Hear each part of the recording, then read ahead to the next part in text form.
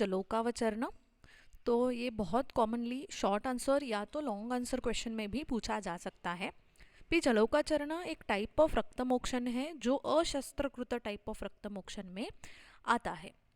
Additionally जैसे इसका नाम है जलौका अवचरणम, नहीं तो जलमासाम आयुरिति जलायुका, जो जल में वास करता है उसको हम जलौका करते हैं, और उसके कारण ही वो शीत होता है, बिकॉज इट इज़ शीत, उसको हम पित्त दोष में उपयोग करेंगे। और ना ही ये पित्त दोष में उपयुक्त है, एडिशनली पित्त के साथ साथ रक्त दोष और भी स्किन एलिमेंट्स में और दूसरे जगह पे जहाँ पे हमें रक्तमोक्षण इंडिकेटेड है बट पेशेंट सुकुमार है, तो वहाँ पे भी हम जलौकावचरण से रक्तमोक्षण करेंगे। अभी कमर्शियल भी हम देख सकते हैं जलौका अवेलेबल है। तो इसके इंडिकेशन क्या है? तो जैसे मैंने बोला पित्त दोष में और रक्त दुष्टि में इसको हम उपयोग करेंगे। फिर आचार्य सुश्रुत ने ये भी बोला है अवगाढ़ित दोष में भी जलौका उपयुक्त है। फिर पेशेंट जो सुकुमार है, जैसे कि बाल, वृद्ध, स्त्री, किंग, जो भीरू है, इन सब पेशेंट में जब हमें रक्तमोक्षण करना हो तब भी हम जलौकावचरण का उपयोग करेंगे। अभी ये जो इंडिकेशन आप देख रहे हो इसको आपने बाय हार्ट करना है, बिकॉज जब भी इंडिकेशन पूछा जाए एक्सपेक्टेड है कि आप कुछ व्याधियों का भी नाम लिखें, जैसे कि गुल्म, अर्श, विद्रधि, कुष्ठ, वातरक्त, कलरोग, विष और विसर्प। तो ये टाइप्स ऑफ जलौका है। तो आचार्य सुश्रुत ने 2 टाइप ऑफ जलौका बोले हैं, जो है सविष और निर्विषयुक्त जलौका। अभी ये जो सविष जलौका है वो गंदे पानी में वास करते हैं, तो उस पानी में poisonous substances, dead bodies, dead materials, जो पानी क्लियर नहीं है, बोन्स है जिसमें, ये सब उस पानी में रहेगा, इसलिए जो जलौका उसमें वास करेगा वो भी सविष होगा। ऑन द अदर हैंड निर्विष जलौका जो है वो क्लीन पानी में, फ्रेश वाटर में हमें मिलेगा, और इनके दोनों के 6 टाइप्स ईच है। तो you should remember the names of these जलौका। सविष जलौका कौन से हैं? कृष्ण, कर्बूर, अलगर्ध, इंद्रयुध, सामुद्रिका और गोचंदन।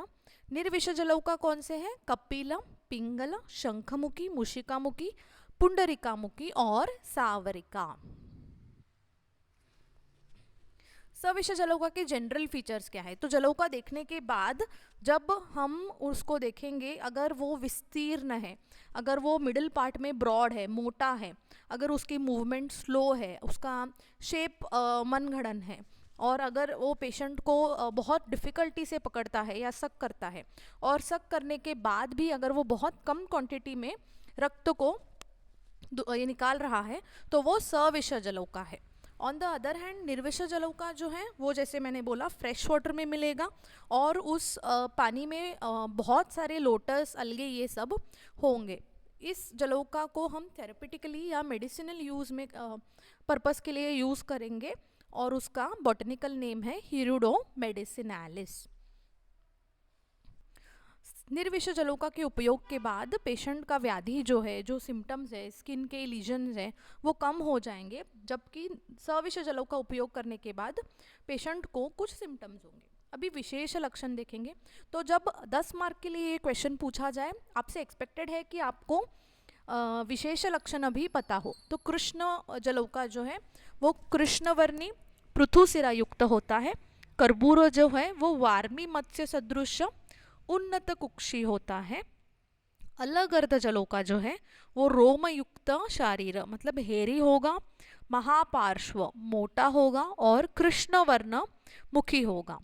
इंद्रयुध जलौका जो है वो इंद्रधनुष सदृश विविध रेखा युक्त, मतलब उसके ऊपर अलग अलग लाइन्स होंगे अलग अलग कलर के।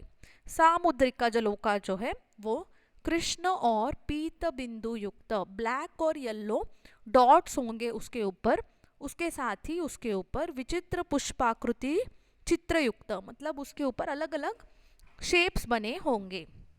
गोचंदन जलौका जो है वो गोवृषण सदृश द्विभाग युक्त इन अधोभाग, मतलब उसका अधोभाग गोवृषण सदृश होगा और अनुमुखी होगा। फिर देखते हैं विशेष लक्षण निर्विष जलौका के। तो कपिल जलौका जो है वो मनशील सदृश पीतवर्ण होगा पृष्ठभाग में, स्निग्ध पृष्ठ युक्त होगा और मुद्ग सदृश वर्ण होगा। पिंगल जलौका जो है वो किंचित रक्तवर्ण वृत्तकाय पिंगलवर्णी रेड कलर होगा और बहुत फास्ट मूविंग होगा, आशुग्न होगा। शंखमुखी जलौका जो है वो यकृत वर्णी शीघ्रपायनी दीर्घ और तीक्ष्णमुखी होगा।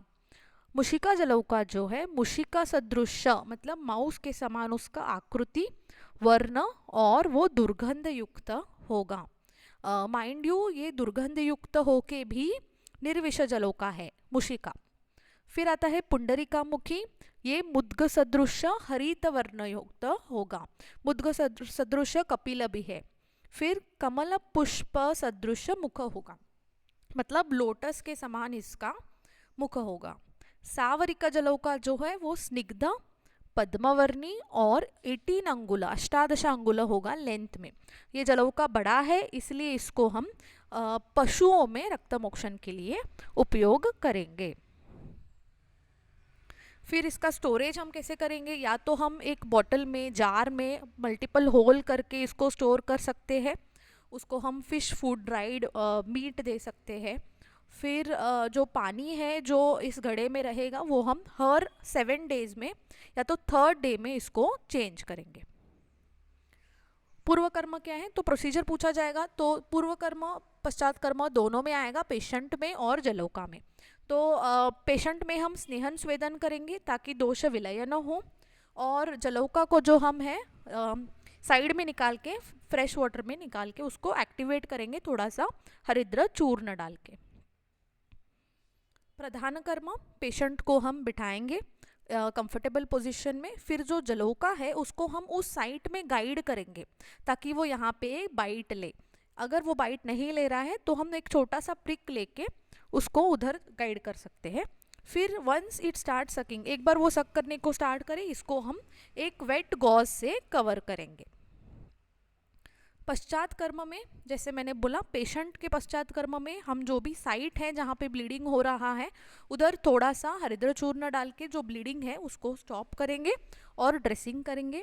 पेशेंट में हम क्या करेंगे, जो जलौका है जलौका जो है उसको हम वॉमिट कराएंगे, तो वॉमिट करने के लिए हरिद्र चूर्ण लेंगे और उसके ऊपर ऐसे उसको गाइड करेंगे ताकि वो वॉमिट करे। एडिशनली मल्टीपल टाइम्स हम उसको वॉमिटिंग करा सकते हैं जब तक वो फिर से एक्टिव हो जाए। फिर उस जलौका को हम सेपरेटली स्टोर करेंगे, उसके ऊपर डेट स्टिकर लगाएंगे और नेक्स्ट 7 डेज के लिए हम सेम जलौका फिर से उपयोग नहीं करेंगे।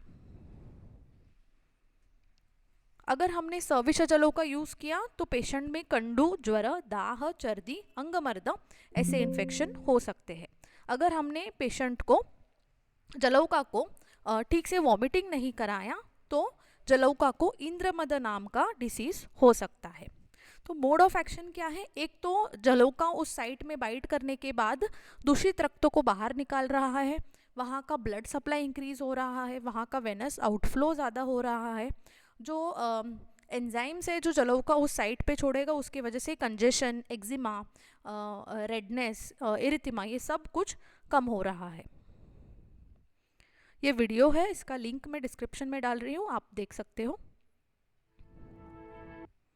See you all in the next video. Thank you.